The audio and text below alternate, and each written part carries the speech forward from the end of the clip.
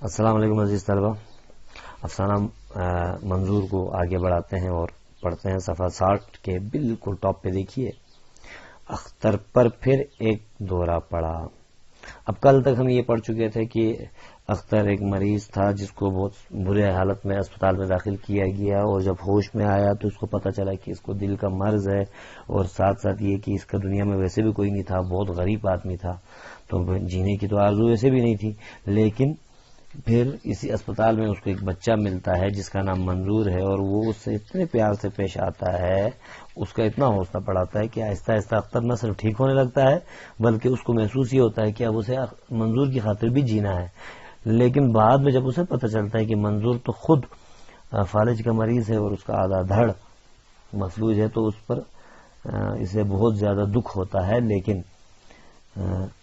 یہ ہے کہ منظور کا بھی تعلق چونکہ عام ہی سے گھرانے سے تھا، وہ ایک درزی کا بیٹا تھا، تو یہاں پر عام آدمی کے دکھ درد ہمیں بتائے جا رہے ہیں. اب یہی ہوا کہ اسی دوران اختر کو دوسرا دورہ پڑا. پیراگراف دیکھیے. یہ پہلے دورے سے کہیں زیادہ تکلیف دہ اور خطرناک تھا، مگر اس نے صبر اور تحمل سے کام لیا اور منظور کی مثال سامنے رکھ کر اپنے درد سے غافل رہنے کی کوشش کی. یہ منظور کی پرسنالٹی کا پہلا اثر تھا اختر پر کہ اس نے بھی اپنے درد کو اہمیت نہ دی اور خوش رہنے کی کوشش کی، جس میں اسے کامیابی ہوئی.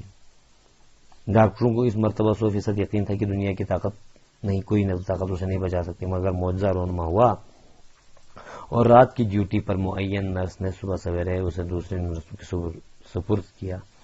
تو اس کی گرتی ہوئی نفس سنبھل چکی تھی، وہ زندہ تھا. یعنی دوسرے اٹیک کے باوجود بھی اختر کو موت نہ ہوئی.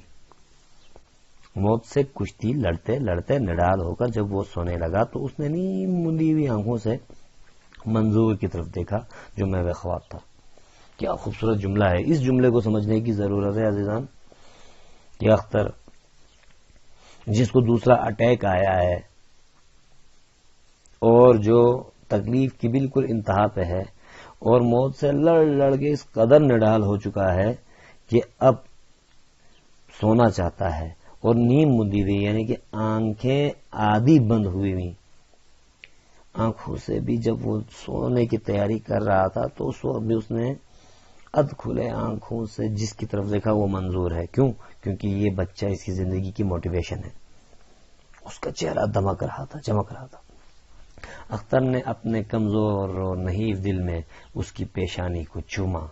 کیا خوبصورت جملہ.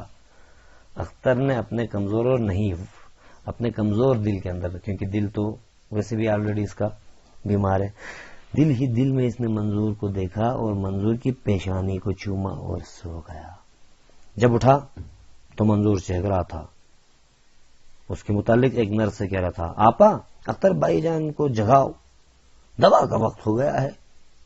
سونے دو، اسے آرام کی ضرورت ہے. نہیں، وہ بالکل ٹھیک ہے، آپ انہیں دوا دیجئے. اچھا دے دوں گی. منظور نے جب اختر کی طرف دیکھا تو اس کی آنکھیں کھلی ہوئی تھی. اس نے بہت خوش ہو کر بآواز بلند کہا، السلام علیکم. اختر نے نقاہت یعنی کمزوری بھرے لہجے میں جواب دیا، وعلیکم السلام. بھائی جان آپ بہت سوئے. ہاں شاید. نرس آپ کے لیے دوا لا رہی ہے.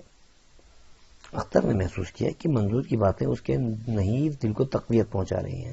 تھوڑی دیر کے بعد وہ خود ہی اسی کی طرح چہکارنے لگا. اس نے منظور سے پوچھا، اس مرتبہ تم نے میرے لیے دعا مانگی تھی؟ منظور نے جواب دیا، نہیں. کیوں؟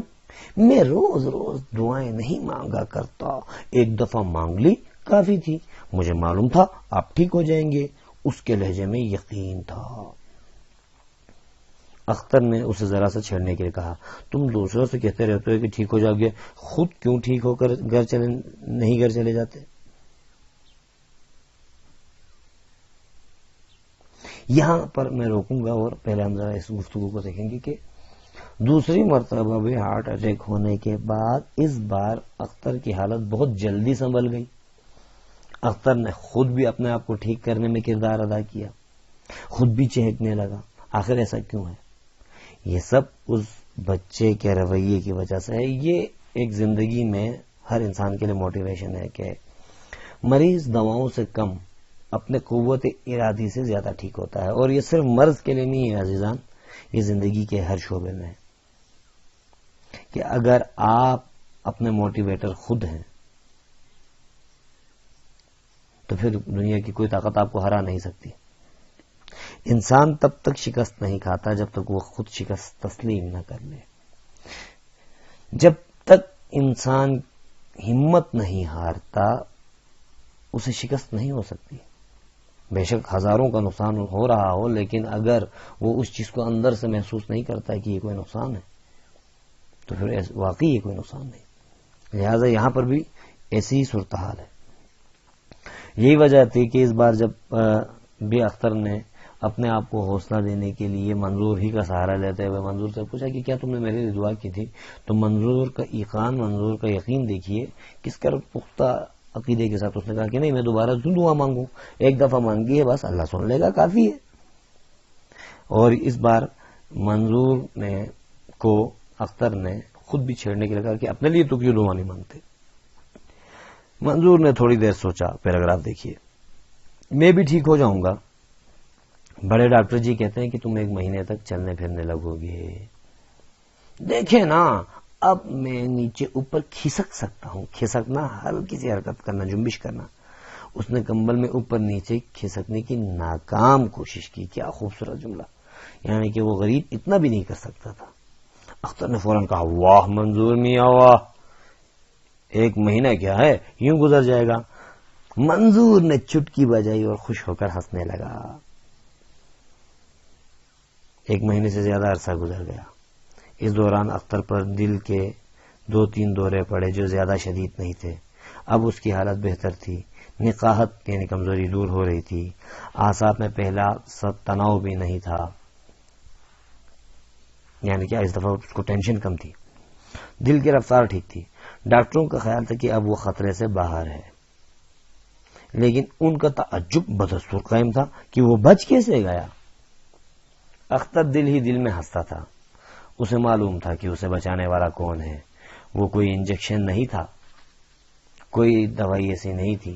وہ منظور تھا، مفلوج منظور، جس کا نچلا دھڑ بالکل ناکارہ ہو چکا تھا، جسے یہ خوش فہمی تھی کہ اس کے گوشت پوست کے بے جان لوثڑے میں زندگی کے آثار پیدا ہو رہے ہیں. اختر اندر اندر سے سوچتا تھا کہ ڈاکٹروں، تمہیں کیا معلوم کہ دوائیوں سے نہیں بلکہ میں کسی انسان کے ساتھ موجود ایک تعلق کی وجہ سے ٹھیک ہو رہا ہوں. اختر اور منظور کی دوستی بہت بڑھ گئی تھی.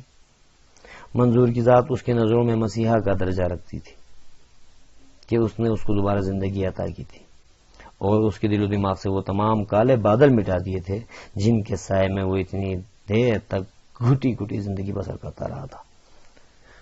اب یہاں پہ روکوں گا، اس کے بعد والے جملے کیونکہ خود بھی بہت خوبصورت جملے ہیں. اب صورتحال یہ ہو گئی تھی کہ جو اختر کل تک زندگی کے تمام شعبوں میں مایوس تھا، اس کی نہ صرف بیماری بلکہ وہ عام زندگی کے دیگر حوالوں سے بھی اختر ایک حوصلہ مند انسان بن گیا تھا اور بہت خوبصورت اور بہتر طریقے سے آگے بڑھنے لگا تھا. اور اب وہ اندر ہی اندر سے یہ سوچتا تھا کہ یہ جو دوسری زندگی ہے یہ منظور کی دی ہوئی ہے، اور اس نے اس کے دماغ سے تمام کالے بادل ہٹا دیے تھے، مایوسی کے کالے بادل. وہ اختر جو کل تک اپنے آپ کو بے سہارا لاوارث سمجھ کر خود اپنے آپ سے بے فکر تھا، اب وہ بہت حد تک جی رہا تھا. آگے کا پیرا دیکھیے. اس کی قنوتیت رجائیت میں تبدیل ہو گئی تھی. قنوتیت مایوسی کو کہتے ہیں، رجائیت امیدوں کو کہتے ہیں. کہ کل تک جو بندہ بالکل ڈس ہارٹ قسم کا ایک انسان تھا، اب وہ باامید انسان بننے لگا. اسے زندہ رہنے سے دلچسپی ہو گئی تھی. وہ چاہتا تھا کہ وہ بالکل ٹھیک ہو کر اسپتال سے نکلے اور صحت مند زندگی بسر کرنی شروع کر دے. یعنی کہ اختر بالکل نارمل ہو چکا تھا. منظور نے صرف یہ نہیں کہ اس کے دل کے علاج میں اس کو حوصلہ دیا، بلکہ منظور کی وجہ سے وہ نفسیاتی طور پر بھی ایک بہت ہی طاقتور پوزیشن میں آ چکا تھا. اسے بڑی الجھن ہوتی تھی جب وہ دیکھتا تھا کہ منظور ویسے کا ویسا ہے. اس کے جسم کے مفلوج حصے پر ہر روز مالش ہوتی تھی. جو وقت گزرتا تھا اس کے خوش رہنے والی طبیعت شگفتہ سے شگفتہ تر ہو رہی تھی. یہ بات حیرت اور الجھن کا باعث تھی. یعنی کہ منظور کی صحت میں تو بالکل فرق نہیں پڑ رہا تھا، وہ بالکل ٹھیک نہیں ہو رہا تھا، معمولی سا بھی اس میں اچھی تبدیلی نہیں آ رہی تھی، لیکن یہ ہے کہ وہ پہلے سے زیادہ خوش رہنے لگا، زیادہ سے زیادہ خوش رہنے کی کوشش کرتا تھا، اور یہ بات اختر کو حیران کرتی تھی۔ ایک دن بڑے ڈاکٹر نے منظور کے باپ سے کہا کہ اب وہ اسے گھر لے جائے کیونکہ اس کا علاج نہیں ہو سکتا۔ منظور کو صرف اتنا پتا چلا کہ اب اس کا علاج اسپتال کے بجائے گھر پر ہوگا اور وہ بہت جلد ٹھیک ہو جائے گا، مگر اسے سخت صدمہ پہنچا، وہ گھر جانا نہیں چاہتا تھا۔ اختر نے جب اس سے پوچھا کہ وہ اسپتال میں کیوں رہنا چاہتا ہے تو اس کی آنکھوں میں آنسو آ گئے۔ وہاں اکیلا رہوں گا، ابا دکان پر جاتا ہے، ماں ہمسائی کے ہاں جا کر کپڑے سیتی ہے، میں وہاں کس سے کھیلا کروں گا، کس سے باتیں کروں گا؟ اختر نے بڑے پیار سے کہا، تم اچھے ہو جاؤ گے منظور میاں، چند دن کی بات ہے، پھر تم باہر جا کر اپنے دوستوں سے کھیلا کرنا، اسکول جایا کرنا۔ نہیں، منظور نے کمبل سے اپنا صدا تمانے والا چہرہ ڈام کر رونا شروع کر دیا۔ اختر کو بہت دکھ ہوا، دیر تک وہ اسے چمکارتا پچکارتا رہا۔ یہ پہلا مرحلہ ہے، یہاں پر آپ کو پہلی مرتبہ اس افسانے کا جو مرکزی کردار ہے منظور، وہ آپ کو غمگین، دکھ، درد کا مارا ہوا نظر آئے گا۔ اس بچے کو اپنے علاج سے زیادہ اس ماحول سے دلچسپی تھی جس میں وہ رہ کر کم سے کم اپنے آپ کو ذہنی طور پہ مصروف رکھتا تھا۔ یہ افسانے کا ایک اور رخ ہے۔ منظور کو گھر جانے سے پریشانی ہی اسی لیے تھی کہ وہ احساس تنہائی کے مارے خود کو پریشان کرنا نہیں چاہتا تھا۔ یہی وجہ ہے کہ وہ اسپتال میں سب سے گفتگو کر کے اپنے دکھ کو، اپنے درد کو بانٹ لیا کرتا تھا۔ یہ ہمارے لیے بھی ایک فارمولہ ہے کہ اگر ہم زندگی میں کہیں بہت زیادہ پریشان محسوس کریں تو بجائے تنہائی میں رہنے کے اگر ہم دوستوں کو وقت دیں، سوسائٹیز میں رہیں اور اپنی گفتگو کا زاویہ بدل کر آپ کسی اور کام میں خود کو مصروف کر لیں تو آپ کے دکھ درد کا جو لیول ہے وہ کم ہو جاتا ہے۔ آخر اس کی آواز گلے میں روند گئی اور اس نے کروٹ بدل لی، اور روند جانا، پکڑ لینا، گلے کے اندر آواز میں رونے کا اثر پیدا ہو جانا۔ شام کو ہاؤس سرجن نے اختر کو بتایا کہ بڑے ڈاکٹر صاحب نے اس کا ریلیز آرڈر دے دیا ہے، یعنی ریلیز آرڈر یعنی اب اختر گھر جا سکتا ہے، وہ صبح جا سکتا ہے۔ منظور نے سنا تو بہت خوش ہوا، اس نے اتنی باتیں کی کہ تھک گیا۔ ہر نرس کو، ہر اسٹوڈنٹ کو، ہر ذمہ دار کو اس نے بتایا کہ بھائی اختر جا رہے ہیں، یعنی کہ منظور بہت خوش ہوا کہ اختر بالکل ٹھیک ہو گیا ہے۔ رات کو بھی اختر سے دیر تک خوشی سے بھرپور ننھی معصوم باتیں کرتا رہا، آخر سو گیا۔ اختر جاگتا رہا اور سوچتا رہا کہ منظور کب ٹھیک ہوگا، کیا دنیا میں کوئی ایسی دوا موجود نہیں جو اس پیارے سے بچے کو تندرست کر دے۔ اس نے اس کی صحت کے لیے صدقہ دل سے دعائیں مانگی، مگر اسے یقین تھا کہ یہ قبول نہیں ہوں گی، اس لیے کہ اس کا دل منظور کا سا پاک دل کیسے ہو سکتا ہے۔ کیا مرحلہ ہے کہ اختر ٹھیک ہو چکا ہے اور اب منظور کے لیے دعائیں کر رہا ہے، لیکن اندر اندر سے نا امید بھی ہے، منظور کی طرف پاک دل نہیں۔ منظور اور اس کی جدائی کے بارے میں سوچتے ہوئے اسے بہت دکھ ہوتا تھا۔ اسے یقین نہیں آتا تھا کہ صبح اس کو وہ چھوڑ کر چلا جائے گا اور اپنی نئی زندگی تعمیر کرنے میں مصروف ہو کر اسے اپنے دل و دماغ سے محو کر دے گا، مٹا دے گا۔ کیا ہی اچھا ہوتا کہ وہ منظور کی السلام علیکم سننے سے پہلے ہی مر جاتا۔ یہ نئی زندگی جو اس کی عطا کردہ تھی وہ کس منہ سے اٹھا کر اسپتال سے باہر لے جائے گا۔ یعنی کہ اب یہ سے مرحلے پر اختر آ گیا ہے کہ اسے بھی منظور سے جدا ہونا اچھا نہیں لگ رہا۔ سوچتے سوچتے اختر سو گیا۔ صبح دیر سے اٹھا، نرسیں وارڈ میں ادھر ادھر تیزی سے چل پھر رہی تھی۔ کروٹ بدل کر اس نے منظور کی چارپائی کی طرف دیکھا، اس پر اس کی بجائے ایک بوڑھا ہڈیوں کا ڈھانچہ لیٹا ہوا تھا، یعنی کہ منظور اپنے بیڈ پہ نہیں تھا، مریض بدل چکا تھا۔ ایک لہجے کے لیے اختر پر سناٹا طاری ہو گیا۔ ایک نرس پاس سے گزر رہی تھی، اس نے اسے قریب چلا کر پوچھا، قریب چلا، منظور کہاں ہے؟ نرس رکی، تھوڑی دیر خاموش رہنے کے بعد اس نے بڑے افسوسناک لہجے میں جواب دیا، بیچارہ صبح 5:30 بجے مر گیا۔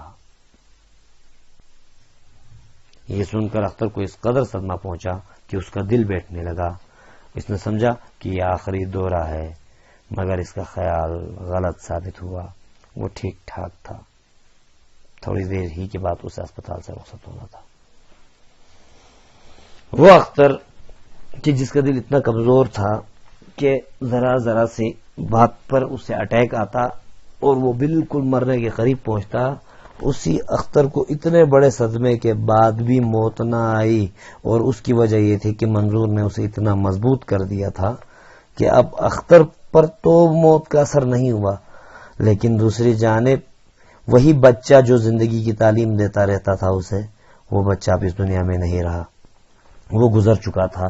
اور اس کے گزرنے کے اسباب میں جو سب سے بڑا سبب نظر آتا ہے وہ یہی دکھ تھا کہ منظور کو یہ اندازہ ہو چکا تھا کہ وہ اب اسپتال کی بجائے گھر جائے گا، اور منظور اس چیز کو اپنے لیے کسی بھی طور قابل قبول نہیں سمجھتا تھا۔ عزیز طلبہ، آپ نے دیکھا کہ اس پوری کہانی کے اندر یہ بات چھپی ہوئی ہے کہ اگر انسان قوت ارادی سے کام لے